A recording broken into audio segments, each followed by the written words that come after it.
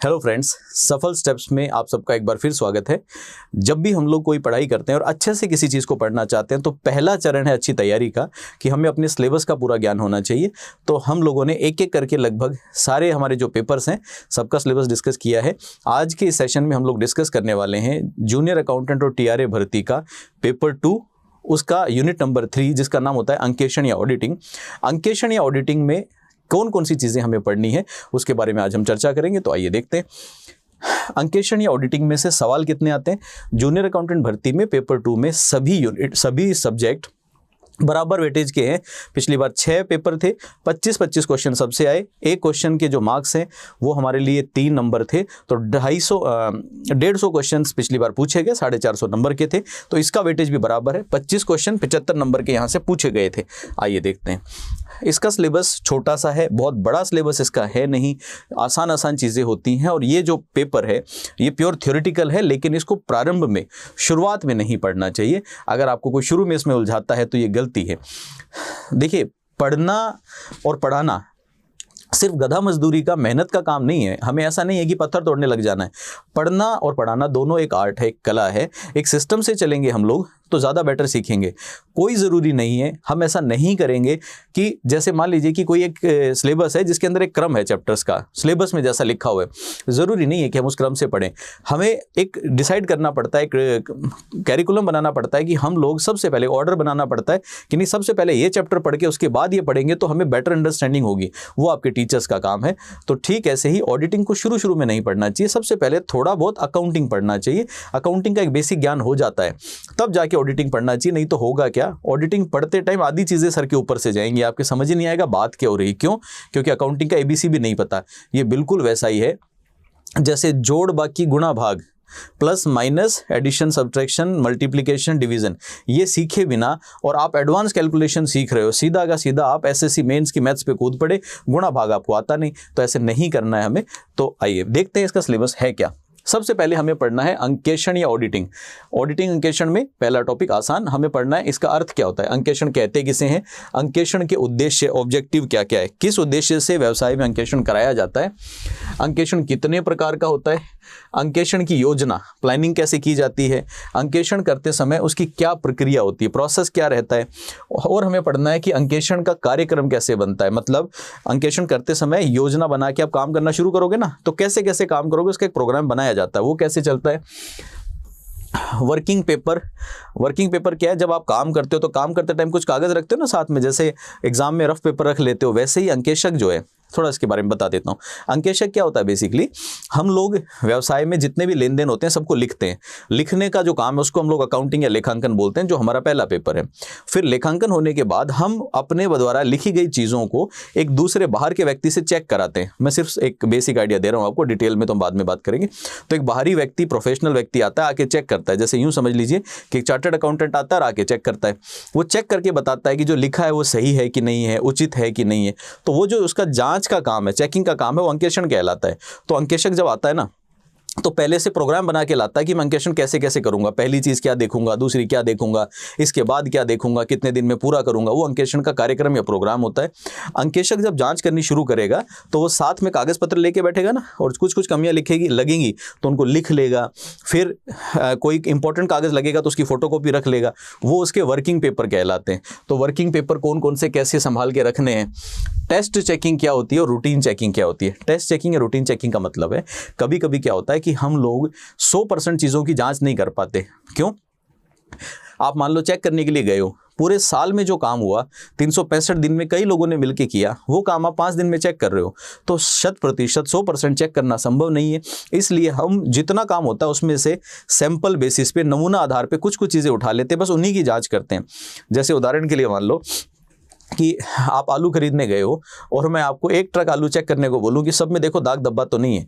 अब एक ट्रक आलू एक एक उठा के थोड़ी चेक करोगे, तो आपने कोई भी 5-7 उठा के देखे, वो 5-7 सही निकले तो आप समझ लोगे कि सब सही है।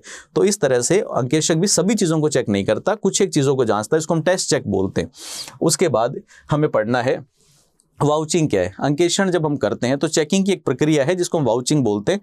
हमें वहाँ पे डिटेल में पढ़ना है कि वाउचिंग की अवधारणा क्या है, वाउचिंग का महत्व क्या है, और वाउचिंग करने के लिए प्रक्रिया कौन सी फॉलो की जाती है, उसकी प्रोसेस क्या रहती है। एक और यहाँ पे शब्द है जिसका नाम है इंटरनल कंट्रोल। इंटरनल कंट्रोल को हिंदी में हम बोलते हैं आंतरिक नियंत्रण। आंतरिक नियंत्रण का मतलब है हम कुछ ऐसा प्रक्रिया अपनाते हैं व्यवसाय में जब हम बिजनेस इस तरह से करते हैं कि गलतियां होने की संभावनाएं कम हो जाएं, एक काम अपने आप ही चेक होता जाता है, कैसे क्यों कैसे करते हैं वो सब हम बाद में बात करेंगे। तो उसको हम लोग बोलते हैं आंतरिक नियंत्रण। हमें यहाँ पे पढ़ना है आंतरिक नियंत्रण का अर्थ क्या होता है, उद्देश्य क्या है, इंटरनल चेक, आंतरिक चेक या आंतरिक जांच क्या है, और आंतरिक अंकेक्षण किसे कहते हैं। तो ये आंतरिक वाले 3 शब्द आ जाते हैं जो कन्फ्यूजन पैदा कर देते हैं।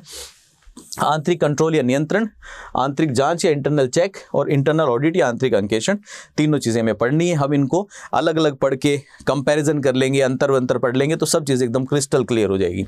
उसके बाद हमें पढ़ना है valuation and verification of assets and liability. Asset और लायबिलिटी क्या है, हिंदी में एसेट को हम लोग बोलते हैं संपत्ति और लायबिलिटी को हम लोग बोलते हैं देयताएं या दायित्व। तो जो हमारी देयताएं या दायित्व है और जो हमारी संपत्तियां हैं उनका मूल्यांकन कैसे होता है, कितना दायित्व बाकी है, संपत्ति है कितने रुपए की है। जैसे उदाहरण के लिए आपने कोई बिल्डिंग खरीदी है और आज आप कहते हो कि मेरी संपत्ति तो 5 करोड़ की है, कैसे, उसका वैल्यूएशन करना पड़ेगा ना, उसका मूल्य जांचना पड़ेगा, तो वो हमारे लिए वैल्यूएशन कहलाता है। और वैल्यूएशन के साथ साथ हमें कई बार जाके देखना भी पड़ता है, फिजिकली भी चेक करना पड़ता है। समझिए, मान लो कि आपकी किताबों में लिखा हुआ है कि आपके पास कंपनी के पास में 100 कंप्यूटर है, लेकिन आपको डाउट है कि हमारे पास 100 कंप्यूटर नहीं है, तो जाके वेरीफाई करोगे ना, जांचोगे, गिनोगे, एक कंप्यूटर यहाँ रखा है, एक यहाँ रखा है, 5 यहाँ रखे। जांच करने पे पता चला कि आपके पास तो 90 कंप्यूटर है, कागजों में 100 लिखे हुए, 10 गायब है, तो फिर आप ढूंढोगे 10 कहाँ है। तो वो सब हमारे लिए वेरिफिकेशन ऑफ एसेट्स कहलाता है। उसके बाद अगली चीज़ हम देखते हैं, अगली चीज़ क्या है, हर कंपनी में एक अंकेशक नियुक्त करना कंपनी अधिनियम के अंतर्गत अनिवार्य होता है। कंपनी का अंकेशक, कंपनी का ऑडिटर हमारे लिए कंपनी ऑडिटर कहलाता है। तो हमें यह पढ़ना है कि कोई भी व्यक्ति अगर कंपनी अंकेशक के रूप में नियुक्त होता है तो उसके अधिकार क्या हैं, उसके राइट्स क्या हैं, हमें पढ़ना उसकी ड्यूटी या उसके कर्तव्य क्या हैं और उसके दायित्व क्या बनेंगे। तो अगर आप किसी कंपनी के अंकेशक नियुक्त होते हैं तो बेहद जिम्मेदारी का काम है। तो आपके कौन कौन से अधिकार, कौन कौन से दायित्व, कौन कौन से कर्तव्य बनेंगे। इसके साथ साथ हमें यह पढ़ना है कि अगर मान लीजिए सरकारी कंपनियों का अंकेक्षण करना हो, गवर्नमेंट कंपनीज का, सरकारी कंपनियों का मतलब होता है वो कंपनियां जिनका स्वामित्व, जिनका मालिकाना हक, जिनमें बहुमत वाला मालिकाना हक सरकार के पास होता है। जैसे BSNL एक सरकारी कंपनी है, जैसे कि राजस्थान फाइनेंस कॉरपोरेशन एक सरकारी कंपनी है, जैसे कि जयपुर विद्युत वितरण निगम लिमिटेड एक सरकारी कंपनी है। तो ये जो सरकारी कंपनी है उनका अंकेक्षण कैसे होता है, आप लोगों ने नाम सुना होगा CAG, वो CAG वाला ऑडिट कैसे होता है वो सब हमें पढ़ना है। इसके साथ साथ जब भी कोई ऑडिटर, जब भी कोई अंकेक्षक जांच करने के लिए आता है तो जांच करने के बाद में सारी चीज़ें चेक करने के बाद वो अपनी राय प्रकट करता है, अपना ओपिनियन देता है, विचार बताता है कि मेरे राय में इस कंपनी में काम ठीक हो रहा है या नहीं हो रहा, कंपनी में जो लिखा है वो सत्य उचित है या नहीं, ट्रू एंड फेयर है या नहीं। तो वो लिखने के लिए वो ऐसे मुख से नहीं बताता, ओरली नहीं बताता, लिख के देता है। जिस फॉर्मेट में वो लिख के देता है उसको हम बोलते हैं ऑडिट रिपोर्ट, या हिंदी में बोलते हैं अंकेक्षण प्रतिवेदन। तो हमें अगली चीज़ पढ़नी है कि ऑडिट रिपोर्ट या अंकेक्षण प्रतिवेदन जो है वो क्या है और ऑडिट सर्टिफिकेट क्या है। अगर अंकेक्षण प्रमाण पत्र जारी किया जाता है तो वो क्या है। तो ये हमारा नन्हा सा स्वीट सा सिलेबस है ऑडिटिंग का। अच्छे से इसकी तैयारी की जा सकती है। और स्पेसिफिकली मैं हमेशा कहता हूँ, कुछ लोग बोलेंगे कि भाई आपके हिसाब से सब आसान है, रियल में सब आसान है, क्योंकि ये ऐसा सिलेबस है जिसमें बाहर से लंबी चौड़ी चीज़ें पूछे जाने की संभावना नहीं है। अगर जी तोड़ के मेहनत की जाए, अच्छे से मेहनत की जाए, तो एक एक क्वेश्चन आप श्योर हो सकते हो कि प्रश्न आएगा एग्जाम में, इन्हीं में से प्रश्न आएगा। तो ऐसी तैयारी इसकी की जा सकती है। तो सिलेबस को आपने देखा, अब इस सिलेबस के अकॉर्डिंगली हम लोग पढ़ना शुरू करेंगे। धीरे धीरे एक एक टॉपिक को कवर करेंगे और जितना गहनता से हो सकेगा उतनी डिटेल से करेंगे। कोई फर्क नहीं पड़ता कि टाइम कितना लगेगा, जो टाइम लगेगा वो लगेगा, लेकिन हम अच्छे से कवर करेंगे सो दैट 25 में से 25 नंबर की तैयारी यहाँ पे हो। मैं बहुत दावे के साथ हमेशा कहता हूँ कि यहाँ पे सही तैयारी करने से 150 में से 150 क्वेश्चन सही किए जा सकते हैं। थोड़ा सा स्कोप यहाँ पे जो इंडियन इकोनॉमी है ना, वहाँ थोड़ा सा डावाडोल हो जाता है मामला। क्यों हो जाता है? क्योंकि उसमें कुछ क्वेश्चन ऐसे होते हैं जो इधर उधर से पूछे जा सकते हैं, लेकिन बचे हुए जो 5 पेपर है 6 में से वो 125 सवाल लेके आएंगे, 125 के 125 सही किए जा सकते हैं। और इकोनॉमी में भी 2-4 सवाल छोड़ दो तो वहां भी अच्छा खासा स्कोप है। तो ये हमारा अंकेक्षण का सिलेबस था।